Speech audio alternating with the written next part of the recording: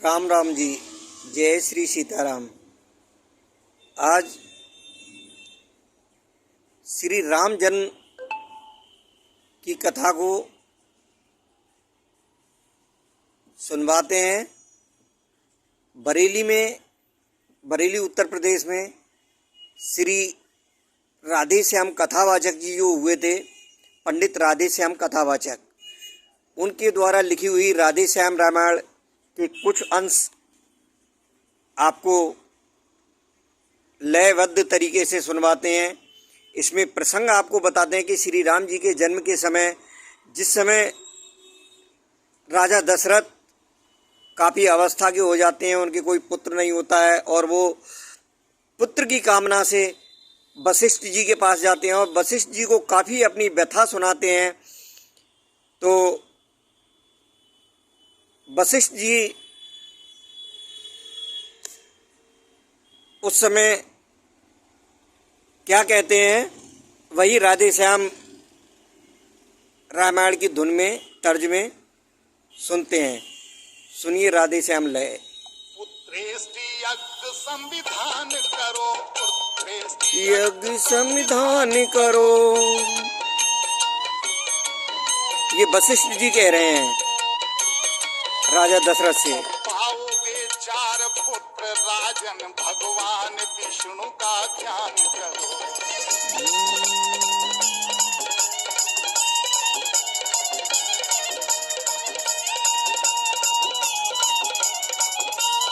पुत्रेष्टि यज्ञ के लिए सुझाव दिया है। महाराज दशरथ ने कहा ठीक है, जो आज्ञा महाराज गुरुदेव, वो सर पे है, आगे आदेश करिए।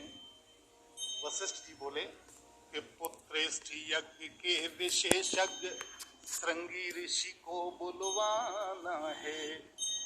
बेमान्य तुम्हारे होते हैं, उनको आचार्य बनाना है।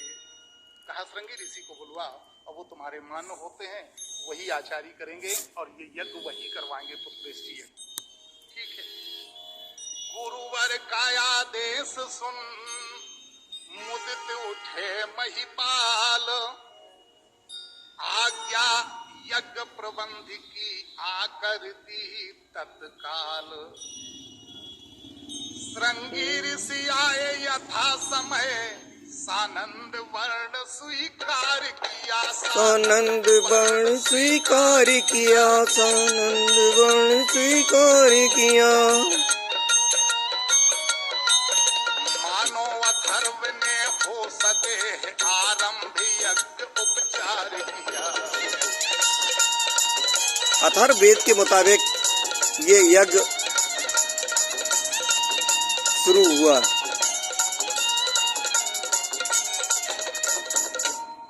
जब यज्ञ समाप्ति का दिन आया, पूर्णाहुति का दिन आया, तो पूर्णाहुति का जब दिन आया, ऋषिगण ने आशीर्वाद दिया।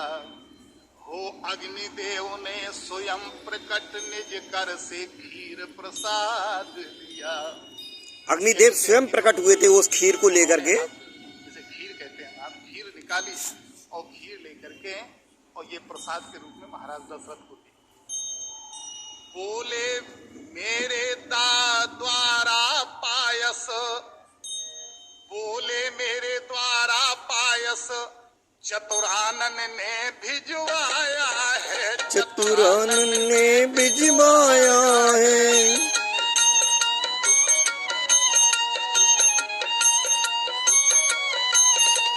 यज्ञेश्वर विष्णु चतुर्भुज का प्रस्थान रूप यह आया है।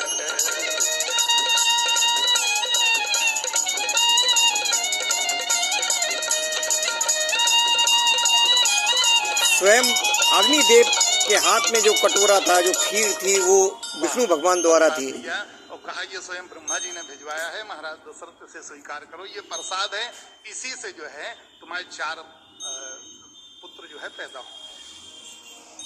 अवलोक अलौकिक चमत्कार, दशरथ को परमानंद हुआ।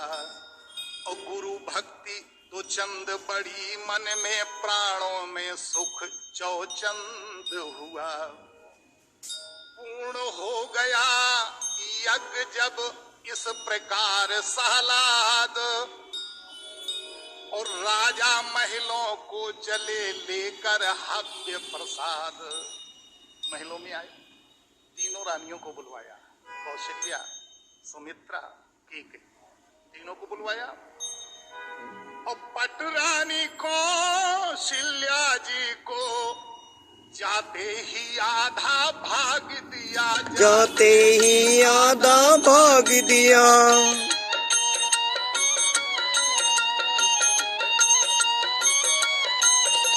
उसके आधा केकई को फिर वही सहित अनुराग दिया।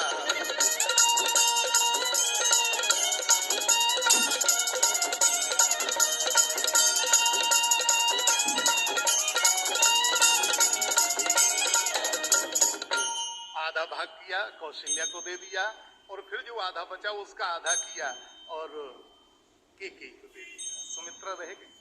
लेकिन शेषांग हुआ आधा आधा, जिसको ले लिया है दोनों ने, और तीसरी सुमित्रा रानी को सानंद दे दिया दोनों ने। सुमित्रा को दो भाग मिल गए, आधा उसने किया, आधा अपना उसने किया, दोनों ने मिलकर के सुमित्रा को दे दिया। बहुत सुंदर। हवि के बढ़ते ही महलों में लोकोत्तर एक प्रकाश हुआ, लोकोत्तर एक प्रकाश हुआ।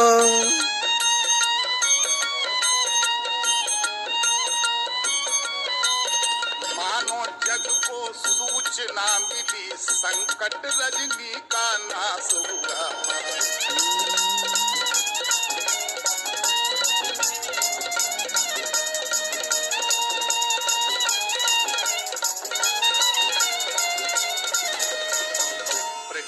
वह तेज रानियों में जो नेत्र ज्योति का दाता है, खिल उठा अचानक सूर्य वंश, अब सूर्य वंश में आता है। देखें आप, उस खीर प्रसाद पाने से कितनी अलौकिक चीजें हो गई। इसी तरह आनंद में बीत गए 9 मास, विश्व बंध अवतार का समय आ गया पास। जय हो। वृक्षों में पात नवीन खिले और सरयू तट सुर सरी कूल हुए, सरयू तट सुर सरी कूल हुए।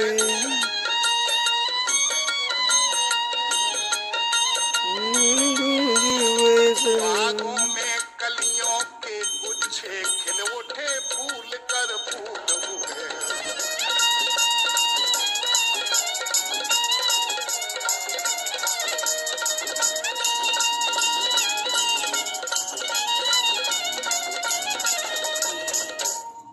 शीतल सुगंधित युत मंद मंद मलयानिल का संचार हुआ।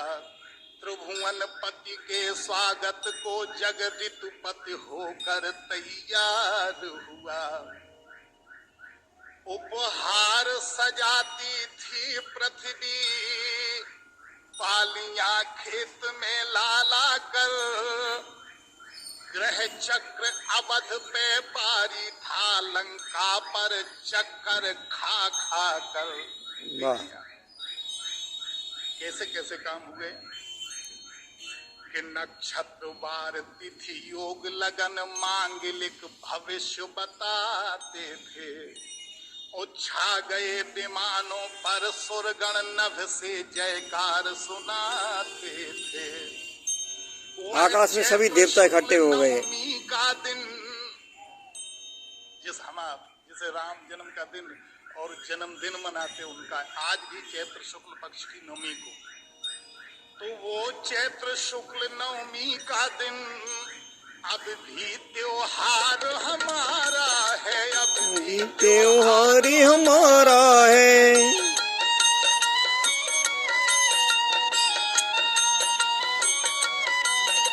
साकेत धाम का दिव्य तेज लेकर अवतार पधारा है।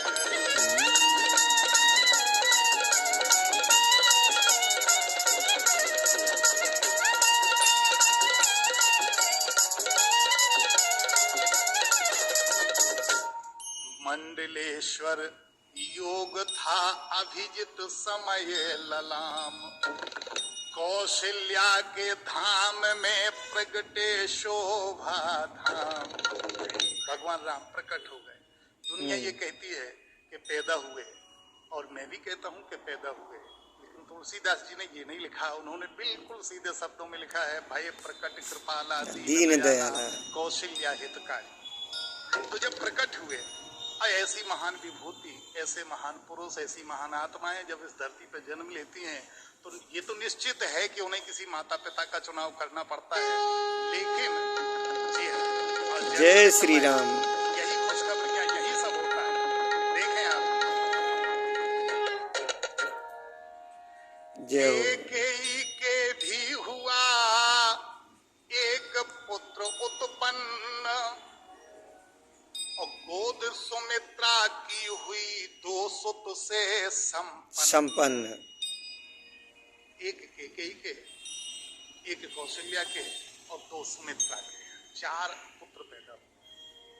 चमके जब घर में 4 चंद्र, चौगुना हर्ष आनंद हुआ। चौथे पन में 4 सुत पर राजा को परमानंद हुआ। परम आनंद की प्राप्ति हुई महाराज दशरथ को। घर द्वार न था ऐसा कोई जिसमें उस दिन त्योहार न हो, जिसमें उस दिन त्योहार न हो, उस दिन त्योहार न हो। परिवार न था ऐसा कोई जिसमें उस दिन त्योहार न हो। परिवार न था कोई उसमें त्योहार न हो।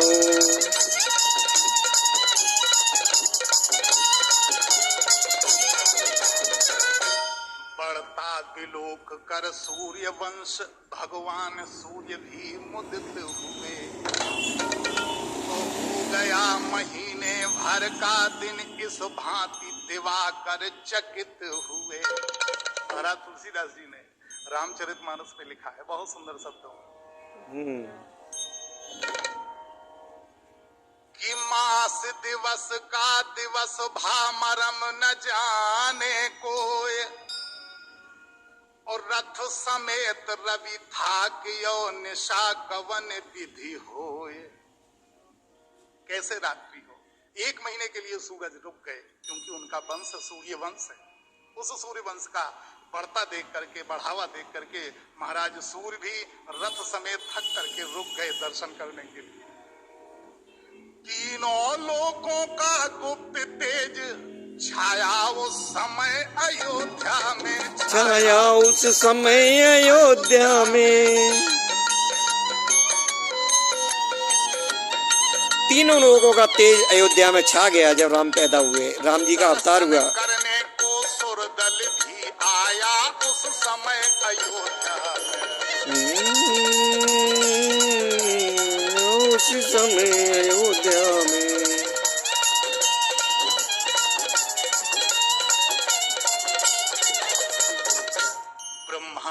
आनंद देखने को तब ब्रह्म भाट थे बने हुए। ब्रह्मा जी भाट बनकर वृंदावली गाने को आ गए महाराज दशरथ के दरवाजे। और शंकर भी बूढ़े बाबा बन नृप के द्वारे थे खड़े। अब लोग का बहुत विराट रूप देखा, विकराल रूप प्रभु का देखा, विकराल रूप प्रभु का।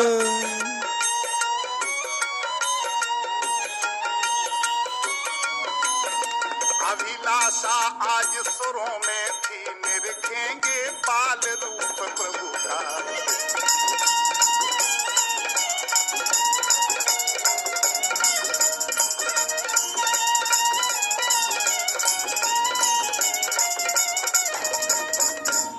किया नृपति ने जिस समय जात कर्म संस्कार, वेदों ने तब सूत बने कियों जय जयकार। और क्या क्या हुआ कि गजरथ भूमि तुरंग पट धन भूषण गोदान, और दिए नेंगियों के लिए नृप ने कर सम्मान। दिन पर दिन मान बढ़ाने को जब दिनकर का विस्तार हुआ, दिनकर का विस्तार हुआ, दिनकर का विस्तार हुआ, तब वशिष्ठ द्वारा एक दिवस यूं नामकरण संस्कार हुआ।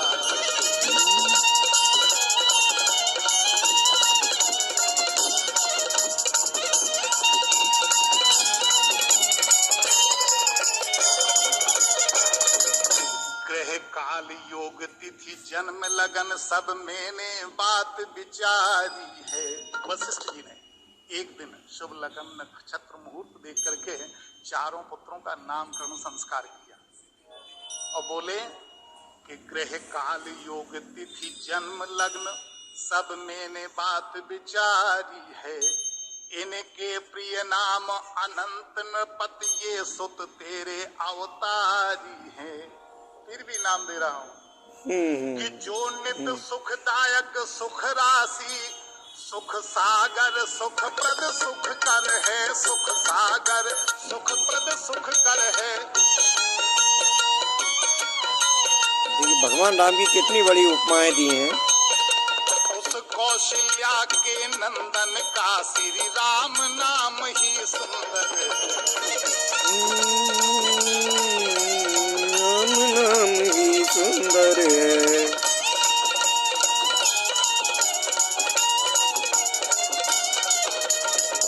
उसका नाम जो कौशल्या का सुत है उनका नाम राम है। और फिर एक ही सुत है विश्वभरण रखता हूँ भरत नाम उसका। और जग को सुमार्ग दिखलाएगा उत्तम आदर्श काम उसका। कैकेयी के नंदन का नाम भरत रख दिया वशिष्ठ जी ने। और दो सुत हैं मात सुमित्रा के शत्रुघ्न द्वितीय कहलाएगा, शत्रुघ्न द्वितीय कहलाएगा।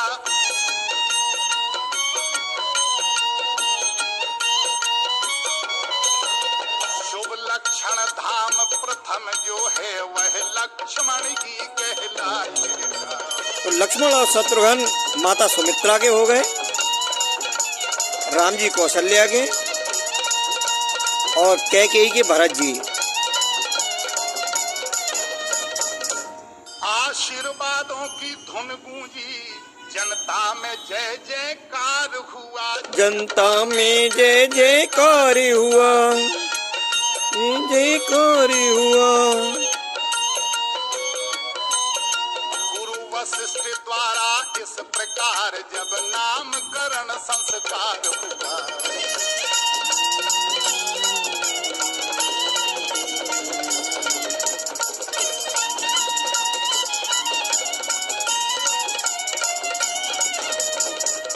उस समय शारदा देवी भी सुख से फूली न समाती थी। जय इस हो। समय जाए नारी बन प्रभु को पालना झुलाती थी। सुरगण ने प्रभु को देख देख विकसित निज निज मन कमल किया, विकसित निज निज मन कमल किया।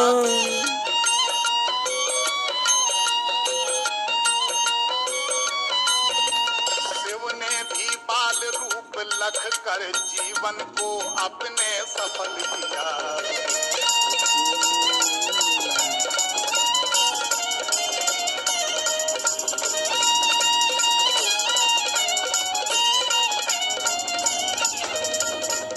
नित्य नया त्योहार था नित्य नई कुल रीत। इस प्रकार आनंद में गए मास कुछ दीप।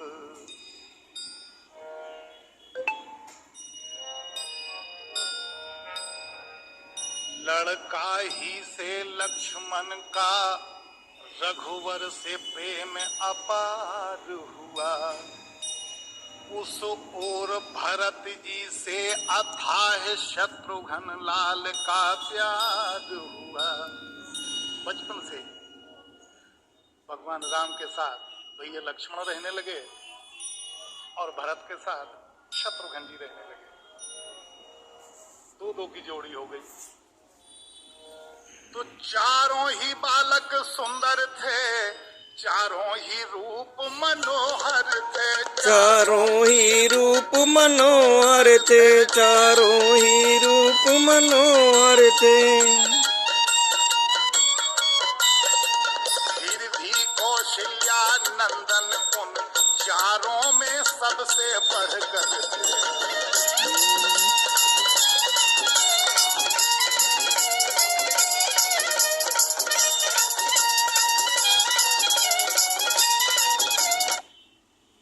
वैसे तो चारों ही राजकुमार बहुत सुंदर थे, चारों ही बेटे बहुत सुंदर थे, लेकिन उनमें जो दशरथ नंदन थे वो बहुत अत्यधिक सुंदर थे। तो ये श्री राम जन्म की कथा सुनने को मिली। इसी तरह आगे इससे अगले भाग में धनुष यज्ञ की कथा होगी। बोलिए सियावर रामचंद्र भगवान की जय।